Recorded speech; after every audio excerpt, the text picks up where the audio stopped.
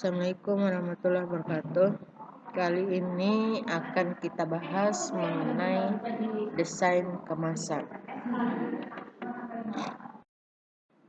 Kompetensi yang diinginkan adalah yang pertama, menghayati keberhasilan dan kegagalan wirausaha dan keberagaman produk pengolahan di wilayah setempat dan lainnya sebagai anugerah Tuhan. Yang kedua, menghayati sikap bekerja sama, gotong royong, toleransi, disiplin, bertanggung jawab, kreatif, dan inovatif dalam memahami kewirausahaan dan membuat produk pengolahan di wilayah setempat dan lainnya dengan memperhatikan estetika produk akhir untuk membangun semangat usaha. Yang ketiga, memahami desain produk dan pengemasan pengolahan dari bahan nabati dan hewani menjadi makanan khas daerah berdasarkan konsep berkarya dengan pendekatan budaya setempat dan lainnya. Indikator yang diinginkan, mengidentifikasi fungsi pengemasan untuk bahan pangan, menjelaskan bahan dan bentuk pengemasan untuk bahan produk pangan olahan, mendesain produk dan pengemasan pengolahan dari bahan nabati dan hewani menjadi makanan khas daerah berdasarkan konsep berkarya dengan pendekatan budaya setempat dan lainnya. Indikator yang diinginkan, membuat desain kemasan produk untuk bahan pangan, membuat laporan hasil dari penggunaan kemasan untuk bahan produk olahan. Filosofi dalam pengemasan pangan, ajining raga saka busana, ajining dini sakalati. Raga tubuh seseorang dinilai dari busana pakaian, pribadi dinilai dari diucapkan atau dijanjikan. Arti dalam pengemasan pangan, pangan dihargai dari kemasannya, dipercaya dari labelnya.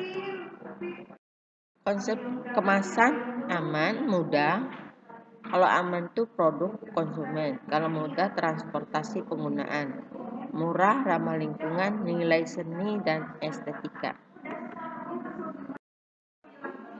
Definisi dari pengemasan ini, ilmu seni dan teknologi dalam penyiapan bahan pangan untuk penyimpanan, pengangkutan, dan penjualan. Usaha untuk memastikan pengangkutan produk yang aman sampai konsumen akhir dengan biaya keseluruhan maksimal. Harus dapat melindungi bahan pangan dijual dan harus dapat menjual apa yang dilindungi. Kemasan dahulu dan kemasan sekarang. Kalau dahulu, kemasan itu untuk proteksi terhadap bahan yang dikemasan. Konsep untuk pemasaran dan promosi belum ada. Nah, kalau sekarang, sebagai sarana pemasaran dan informasi yang penting, perkembangan toko pasar swalayan dan kebiasaan membeli berpengaruh dalam menentukan cara pengemasan, bahan, ukuran, dan dekorasi kemasan. Fungsi kemasan. Yang pertama, menjaga produk pangan agar tetap bersih, melindungi pangan terhadap kerusakan fisik, perubahan kadar air dan cahaya, mempunyai fungsi yang baik, efisien dan ekonomis khususnya selama proses penempatan pangan ke dalam wadah kemasan, mempunyai kemudahan dalam membuka dan menutup, memudahkan penanganan, pengangkutan dan distribusi, mempunyai ukuran, bentuk, dan bobot sesuai dengan standar, memudahkan dibentuk, dicetak, dan dibuang, menampakkan identifikasi, informasi, dan penampilan yang menarik, membantu promosi dan penjualan. Struktur kemasan. Yang pertama, kemasan primer. Yang kedua, kemasan sekunder. Yang ketiga, kemasan tersier atau quarter. Kemasan primer ini melekat langsung pada bahan. Contoh, kaleng susu, botol minuman, bungkus permen. Kemasan sekunder berada di luar kemasan primer. Fungsi utama melindungi kelompok kemasan lainnya. Contoh, kotak karton, kotak kayu. Kemasan tersier diperlukan setelah kemasan sekunder sebagai pelindung dan mempermudah pengangkutan. Syarat pengemas yang baik, tidak beracun, tidak bereaksi dengan bahan pangan yang dikemas. Hal ini diperhatikan pada pengemas kalen, kaleng. Mampu melindungi makanan dari kontaminasi mikroba, kotoran, tahan terhadap gigitan serangga dan hewan pengerat. Dapat mencegah masuknya bau dan gas. Untuk bahan yang cair harus dipilih pengemas yang kedap air, di mana kandungan air dalam bahan pangan tidak boleh menyerap air dari atmosfer. Demikian juga kandungan air dalam tidak boleh berkurang. Dapat melindungi bahan pangan dari sinar matahari, terutama bahan pangan yang sensitif terhadap sinar seperti pigmen dan minyak. Bagi bahan yang tidak sensitif terhadap sinar matahari, dapat digunakan wadah yang transparan supaya konsumen dapat melihatnya. Tahan terhadap tekanan atau benturan, terutama saat pengangkutan. Berikutnya menarik, dapat memberi informasi kandungan gizi dan komposisi bahan secara lengkap pada konsumen, memberikan informasi tentang tanggal, bulan, tahun. Label pada kemasan diatur dalam Peraturan Pemerintah RI Nomor 68 Tahun 99 tentang label dan iklan pangan. Pasal 3 ayat 2 menjelaskan keterangan tercantum pada label sekurang-kurangnya. Yang pertama ada merek, ada nama produk, daftar bahan yang digunakan, berat bersih atau isi bersih, nama dan alamat pihak produsen atau distributor, tanggal, bulan, dan tahun kadaluarsa, kandungan gizi AKG. Informasi, di Amerika Serikat 90% bahan pangan dijual di pasaran swalayan. Konsumen biasa berbelanja 1 minggu 1 kali, lebih menyukai wadah dengan ukuran relatif besar tapi tetap ekonomis, larger economic size. Di Eropa dan Asia, konsumen suka berbelanja setiap hari. Ukuran wadah lebih kecil maka lebih disukai. Orang berbelanja harus dapat memilih antara banyak pilihan dalam hal wadah, produk, dan ukuran.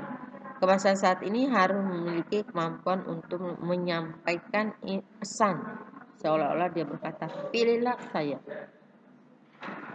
Di dalam sistem pemasaran yang serba self-service, kemasan dapat diharapkan dapat menawarkan produk yang dikemas dan memberi informasi yang relatif lengkap. Apakah yang dimaksud dengan kemasan? Gabungan dari sains, seni, dan teknologi untuk melindungi produk yang dikemas terhadap pengaruh lingkungan yang merusak. Kombinasi dari elemen bahan, mesin, dan manusia untuk menjaga antara produk dan pengaruh lingkungan di luar yang ekstrim agar isi kemasan tersebut dapat bertahan. Jika tidak ada produk yang harus dipindah tempatnya atau berubah dengan waktu, maka tidak dibutuhkan kemasan. Kemaslah yang memungkinkan barang-barang yang diproduksi dapat dikirim kepada masyarakat secara aman dan ekonomis. Desain kemasan, seperti ini ya. Jadi ada botol, ada plastik, ada dari karton. Packing is silent salesman antara pembeli dan produk. Setiap produk memiliki waktu kurang lebih setengah detik atau lebih dapat dikenali konsumen. Pengenalan kemasan berdasarkan produk. Kemasan yang dibuat harus melihat pada hal-hal jenis produk, kacang, biskuit, susu, detergen. Harga di pasar, pangsa pasar yang dituju produk tersebut. Segmen pemakai, anak-anak, remaja, laki-laki, wanita. Tujuan dasar dari desain kemasan yang pertama, mampu menjadi penghubung yang baik antara produk dan pemakai. Kemasan harus memiliki daya tarik pada bentuk, bagian luar, dan warna sehingga mampu menarik mata pelanggan dan merangsang tindakan yang mengarah ke penjualan. Oleh karena itu, proses desain kemasan sangat menentukan sebagai langkah awal pembuatan kemasan. Langkah awal yang harus diperhatikan dalam proses desain kemasan: komposisi warna kemasan, bentuk desain kemasan, proses. Teori warna: cyan, magenta, dan kuning disebut 3 warna dasar untuk proses printing dan biasanya disebut sistem warna CMY. Biru, hijau, dan merah disebut warna primer dan biasanya disebut warna RGB. Prinsip desain: otak butuh rangsangan yang membangkitkan minat. Otak menyukai kesederhanaan, hindari desain yang ruwet, buat desain yang mudah dicerna. Otak cenderung emosional, buat desain yang berpengaruh pada psikologi sesuai dengan dampak yang diinginkan. Otak sulit berubah, perlu kecepatan dalam menarik perhatian, menanamkan ingatan, hadirkan kesinambungan desain dalam suatu merek atau fokus. Otak butuh penyegaran, desain yang sudah kadaluarsa harus dirubah, tapi jangan terlalu sering. Top of mind our range mie instan, mineral, express, Pepsodent, kopi, ayam goreng, beksa. Daya tarik visual. Desain kemasan harus mampu memberikan reaksi yang spontan dari pembeli. Dianjurkan untuk mendesain kemasan yang sederhana, memiliki tampilan yang menyenangkan, sekalipun terlihat jauh, mudah dikenal, memiliki identitas yang jelas. Bentuk kemasan merupakan pendorong utama yang membantu menciptakan daya tarik visual. Beberapa hal yang perlu diperhatikan dalam mendesain bentuk kemasan. Bentuk sederhana lebih disukai daripada yang ruwet. Bentuk yang teratur akan memiliki daya tarik lebih daripada yang tidak teratur. Bentuk baju sangkat dan dapat mendekatinya lebih disukai daripada persegi panjang. Dan kota yang mempunyai dasar baju sangkat lebih disukai jika kemasan dikelompokkan berdasarkan bersama sebuah rak. Bentuk harus dapat menyentuh perasaan dan lembut. Sebuah bentuk cembung lebih disukai daripada yang cekung, karena secara teori bentuk cembung memiliki kualitas perasaan yang mengundang seseorang untuk mengambilnya. Contoh botol Coca-Cola. Bentuk bulat lebih disukai oleh wanita dan mereka lebih menyukai bentuk lingkaran daripada segitiga. Bentuk bersiku lebih disukai pria dan dianggap lebih jantan.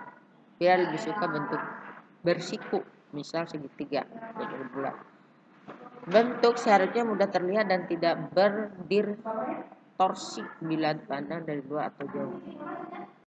Penampilan dari sebuah kemasan sangat berpengaruh terhadap penjualan produk. Biasanya penampilan dilihat dari tata letak desain keseluruhan antara teks dan gambar. Beberapa hal yang umumnya diperhatikan dalam mendesain suatu kemasan. Yang pertama, penampilan jangan terlalu keras, tetapi lembut dan menyentuh perasaan. Perhatikan hal-hal ini terutama untuk produk yang dipakai wanita. Utamakan tampilan utama, merek, produk, dan jangan latar belakang yang juga ditonjolkan sehingga tidak ada titik fokus. Kontras warna jangan terlalu menonjol. Tren. Saat menciptakan suatu desain kemasan, perlu juga diperhatikan tren yang ada dan berlaku saat ini. Suatu desain kemasan yang kelihatannya ketinggalan zaman bisa kehilangan penjualannya. Tetapi, hal tersebut tidak berarti bahwa desain harus sering diubah, karena perubahan yang terlalu sering akan mengakibatkan risiko hilangnya citra dari merek atau produk tersebut.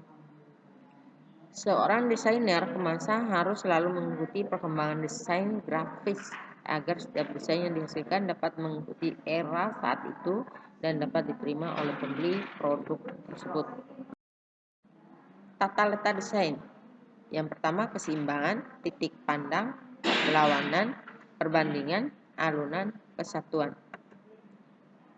Warna kemasan. Ada dua prinsip yang mempengaruhi fungsi dalam pengemasan suatu produk. Warna kemasan harus mewakili produk yang dikemas. Warna kemasan harus memiliki daya tarik visual dan memberikan sumbangan yang besar pada pemasaran. Warna kemasan yang pertama merah, kemudian merah oranye, merah kekuningan, merah muda. Warna kemasan coklat, kuning, hijau, putih. Warna kemasan biru, ungu pucat, hitam, abu-abu. Teks. Grafik teks dari kemasan harus minimal dapat menyampaikan pesan ini dengan cepat dan jelas. Apa itu? Bisa dalam bentuk arti sebenarnya mie instan, kacang atom, atau nama dagang yang sudah populer, Coca-Cola, Rinso. Titik perbedaan differentiation pesan ini yang akan mendorong si calon pembeli untuk memilih produk yang bersangkutan di antara yang sejenis. Pesan memberi jaminan bisa berupa merek, pernyataan dari the case. Merek sebaiknya minimal 5-6 karakter. Merek lebih besar lebih baik daripada objek-objek lain. Tipe huruf merek, hindari jenis huruf